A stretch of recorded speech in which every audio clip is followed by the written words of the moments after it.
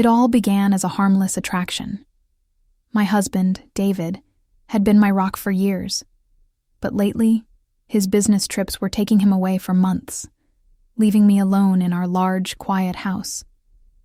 At first, I tried to cope by keeping myself busy, with chores, TV shows, and visits to friends, but the loneliness kept creeping in, filling the house with an emptiness that ached in my chest. Then, Ethan came back from college. My stepson, tall, dark, and handsome, God had certainly taken his time creating him. Every time he walked into a room, it was as if the sun had followed him in. Women couldn't stop staring at him when we went out. Even my friends would jokingly ask if I was hiding him from the local girls. I would laugh and brush it off, but deep inside I understood why they were so drawn to him. At first I kept my distance. After all, he was just a young man with the energy and charm of his age. But then one evening, I heard him in the kitchen, singing one of those new pop songs. His voice was deep and smooth, and I couldn't help but smile. I walked in, pretending I needed water. "Oh, Mama," he said, that smile that could melt any woman's resolve. "You like my singing?" I laughed. "It's not bad, but you need more practice." He laughed too, and we ended up talking for hours. It was harmless, just talk about school, his plans, and my cooking. But from that moment on, I started noticing things about him.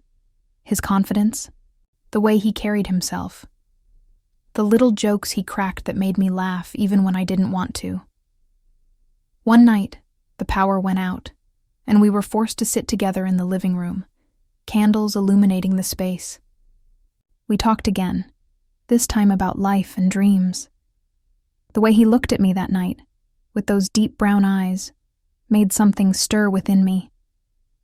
I felt ashamed, but I couldn't help myself. The first time it happened, it was like I wasn't in control of my body. We were in the kitchen again, joking about his poor attempt at frying pancakes. I went to correct him, standing close behind him, and before I knew it, he turned around, and our eyes locked. My heart raced. His hand brushed against mine, and the next thing I knew, we were kissing. I pulled away, my mind screaming at me. "Erica, this is wrong," I said, my voice trembling. But he held my hand. "Mama, I've tried to fight this feeling," he said, "but I can't anymore." It was as if he had unlocked a part of me I didn't know existed. That night, we crossed a line I thought I would never cross. I told myself it was just one mistake, but it wasn't. It happened again and again. Each time I felt guilty, yet I couldn't resist. Ethan became my escape, my comfort in David's absence. We laughed, we shared secrets, and for a while, I forgot the loneliness. But deep down, I knew it. Couldn't last. I was playing with fire, and I could already feel the flames licking at the edges of my life. One afternoon, after another stolen moment with Ethan, I sat alone in my room, staring at a photo of David and me. Tears rolled down my cheeks as guilt consumed me. How did I get here? How did I let myself fall so far? But just as I was drowning in regret, Ethan knocked on my door. He walked in, his usual confident self, and sat beside me. "Erica," he said, his voice soft, "you're not alone. You don't have to feel like this." His words were comforting, but they also scared me. I was trapped in a web of my own making, and I didn't know how to untangle myself without destroying everything. Days turned into weeks, and my life became a mix of emotions I couldn't explain. I knew what Ethan and I were doing was wrong, but it was as if I couldn't stop myself. Each stolen moment felt like I was filling a void David had left behind. But the more it happened, the heavier my heart became. One Sunday afternoon, we were having lunch together in the dining room. Ethan had just returned from church, looking fresh in his white shirt. the way it clung to his well-built chest. I couldn't concentrate on my food. My fork played with the rice on my plate, my thoughts a tangled mess. "Mama," Ethan called, breaking into my thoughts. I responded, stuttering. "You've been quiet all through lunch. Are you okay?" I forced a smile. "I'm fine, Ethan. Just tired. That's all." But I wasn't fine. My heart was pounding, and I felt like the walls were closing in on me. I needed air, so I stood up abruptly. "Excuse me," I said, rushing to the balcony. The cool breeze hit my face, but it didn't ease the storm within. As I stared at the compound below, memories of my life with David flooded my mind. The way he used to hold me, the laughter we shared before his business trips became more important than our family. How did we get here? How did I let things spiral out of control?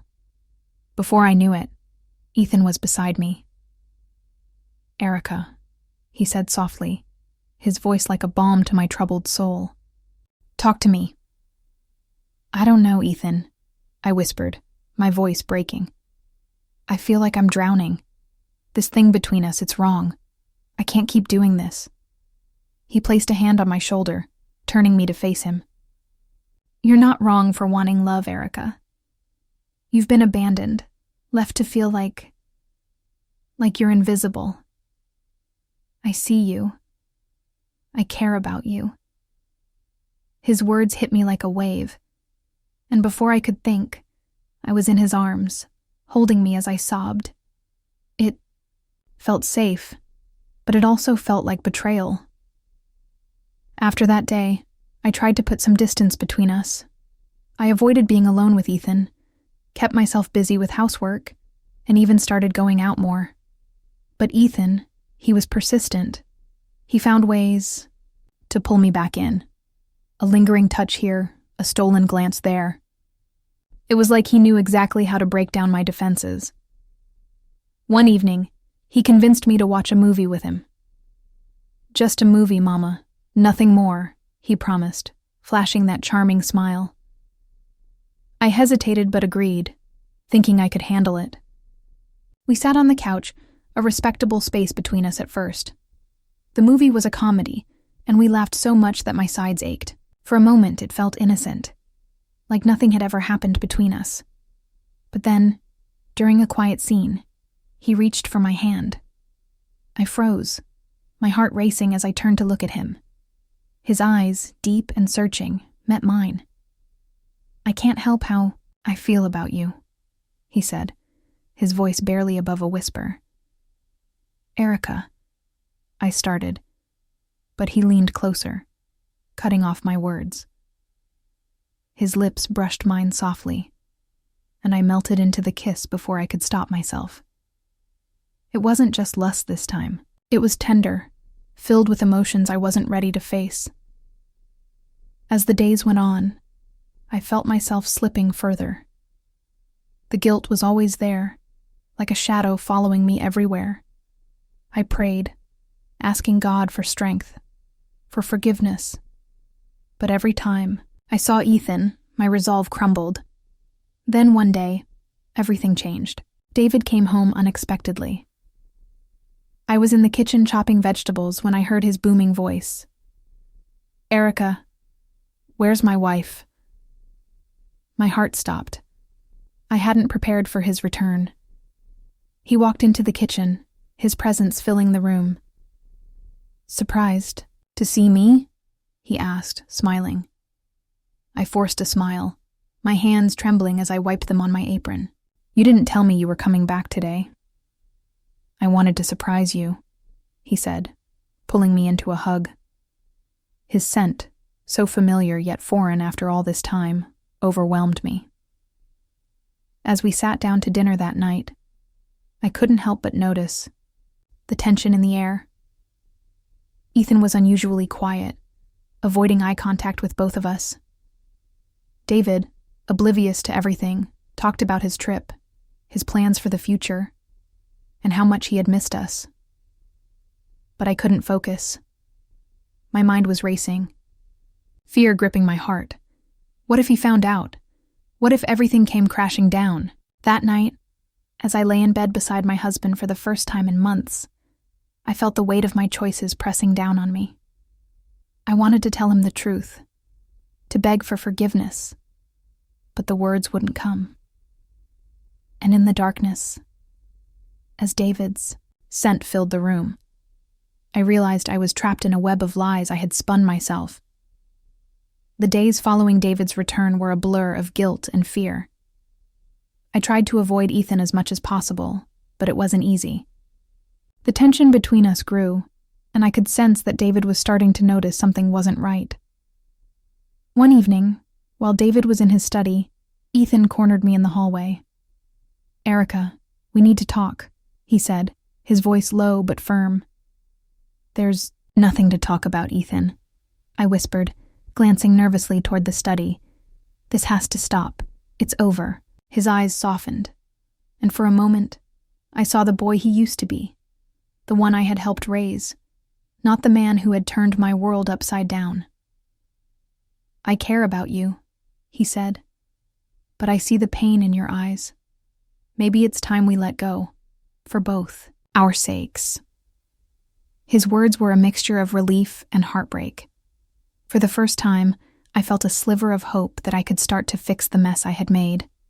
But life wasn't going to let me off the hook that easily. A few days later, David called me into the living room.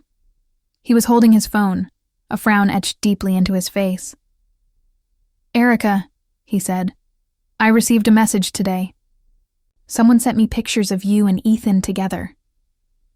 I froze, my heart plummeting to the floor. "What are you talking about?" I stammered, my voice trembling.